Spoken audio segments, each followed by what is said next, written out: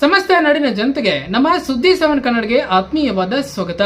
PM Kisan Samman ನಿಧಿ ಯೋಜನೆಯ 24ನೇ ಕಂತಿನ ಬಗ್ಗೆ ಮತ್ತೊಂದು ಬಿಗ್ ಅಪ್ಡೇಟ್ ಒಂದು ಬಂದಿದೆ. ಹೌದು, ಪಿಎಂ ಕಿಸಾನ್ ಸನ್ಮಾನ್ ನಿಧಿ ಯೋಜನೆಯ 24ನೇ ಕಂತು 2 ತಿಂಗಳ ಮೊದಲೇ ಜಮಾ ಆಗಲಿದೆ. ಹೌದು, 24ನೇ ಕಂತಿನ ಹೊಸ ಪಟ್ಟಿ ಕೂಡ ಈಗ ಬಿಡುಗಡೆ ಆಗಿರುವಂತದ್ದು. ಹೌದು, ಹಾಗಾದ್ರೆ ಆ ಪಟ್ಟಿಯಲ್ಲಿ ನಿಮ್ಮ ಹೆಸರನ್ನ ಚೆಕ್ ಮಾಡಿಕೊಳ್ಳುವುದು ಹೇಗೆ, ಹಾಗೆ ಯಾವೆಲ್ಲ ಕೆಲಸ ಮಾಡಿದ್ರೆ ನಿಮಗೆ ಮುಂದಿನ 24ನೇ ಕಂತಿನ ಹಣ ಜಮಾ ಆಗುತ್ತೆ, ಹಾಗೆ ಯಾರಿಗೆಲ್ಲ ಹಿಂದಿನ ಕಂತು ಯಾರಿಗೆಲ್ಲ ಜಮಾ ಆಗಿಲ್ವೋ ಅವರು ಯಾವ ಕೆಲಸವನ್ನ ಮಾಡಿದ್ರೆ 23 ಹಾಗೂ 24ನೇ ಕಂತಿನ 2 ಕಂತು ಒಟ್ಟಿಗೆ ಜಮಾ ಆಗಲಿದೆ.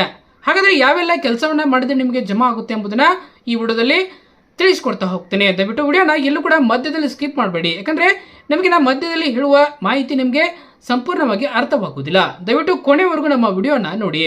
ಬನ್ನಿ, ಹಾಗೆ 24ನೇ ಕಂತಿನ ಅಪ್ಡೇಟ್ ಏನು ಇಲ್ಲಿ ನೋಡ್ತಾ ಹೋಗೋಣ. ನಮಸ್ಕಾರ ಸ್ನೇಹಿತರೆ, ಎಲ್ಲರಿಗೂ ನಮ್ಮ ಸುದ್ದಿ 7 ಕನ್ನಡಗೆ ಎಲ್ಲರೂ ಕೂಡ ಆತ್ಮೀಯವಾದ ಸ್ವಾಗತ. ಹಾಗೆ ನೀವು ಯಾವ ಜಿಲ್ಲೆಯಿಂದ ನಮ್ಮ ವಿಡಿಯೋನ ನೋಡ್ತಾ ಇದ್ದೀರಿ ಎಂಬುದನ್ನ ನಮ್ಮ ಕಮೆಂಟ್ ಬಾಕ್ಸಲ್ಲಿ ಕಮೆಂಟ್ ಮಾಡಿ ತಿಳಿಸಿ. ನೀವು ಪ್ರಧಾನ ಮಂತ್ರಿ ಕಿಸಾನ್ ಸನ್ಮಾನ್ ನಿಧಿ ಯೋಜನೆಯ 24ನೇ ಕಂತಿನ ಹಣಕ್ಕಾಗಿ ಕಾಯುತ್ತಿದ್ದೀರಾ?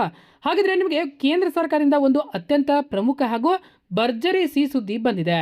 ಹೌದು, ಈ ಬಾರಿ ರೈತರ ಖಾತೆಗೆ 2,000 ರೂಪಾಯಿ ಅಲ್ಲ, ಈ ಬಾರಿ ಬರೋಬ್ಬರಿ 4,000 ರೂಪಾಯಿ ಜಮಾ ಆಗಲಿದೆ ಎಂದು ತಿಳಿಸಲಾಗುತ್ತಿದೆ.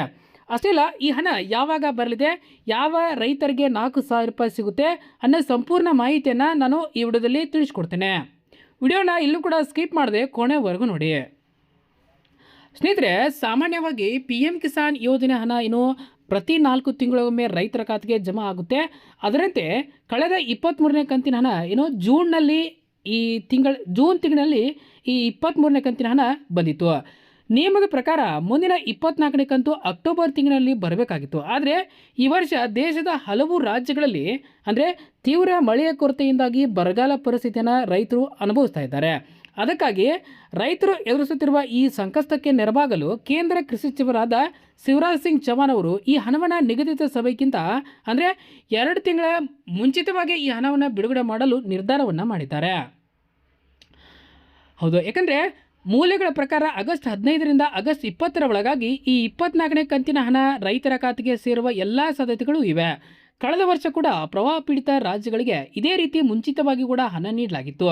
ಈ ಬಾರಿಯೂ ಮುಂಗಾರು ಅಧಿವೇಶನದಲ್ಲಿ ಚರ್ಚಿಸಿ ಇದಕ್ಕೆ ಅಧಿಕೃತ ಒತ್ತಲಿದ್ದಾರೆ. ಇನ್ನು ಮುಖ್ಯವಾದ ವಿಷಯ ಏನಪ್ಪ ಅಂತಂದರೆ, ಎಲ್ಲ ರೈತರ ಖಾತೆಗೆ 4,000 ರೂಪಾಯಿ ಜಮಾ ಆಗಬೇಕಂದ್ರೆ ನೀವು ಈ KYCಯನ್ನು ನೀವು ಮಾಡಲೇಬೇಕಾಗುತ್ತೆ. ಹೌದು, ಇನ್ನು ಎಲ್ಲ ರೈತರು ಕೂಡ 4,000 ರೂಪಾಯಿ ಹಣ ಬರೋದಿಲ್ಲ. ಹಾಗಾದರೆ ಯಾರಿಗೆ ಈ ಡಬಲ್ ಕಂತಿನ ಹಣ ಸಿಗುತ್ತೆ ಗೊತ್ತಾ? ಕಳೆದ 23ನೇ ಕಂತು ಯಾರಿಗೆಲ್ಲ 23ನೇ ಕಂತಿನ ಹಣ ಬಂದಿಲ್ಲ ಅವರಿಗೆ ಈ ಬಾರಿ ಒಟ್ಟು 23 ಹಾಗೂ 24ನೇ ಕಂತು ಒಟ್ಟಿಗೆ ಸೇರಿ 4,000 ರೂಪಾಯಿ ಜಮಾ ಆಗುವಂಥದ್ದು. ಸುಮಾರು 6 ಲಕ್ಷ ರೈತರಿಗೆ ಈ ತಾಂತ್ರಿಕ ಕಾರಣಗಳಿಂದಾಗಿ ಹಣ ಜಮಾ ಆಗಿರಲಿಲ್ಲ.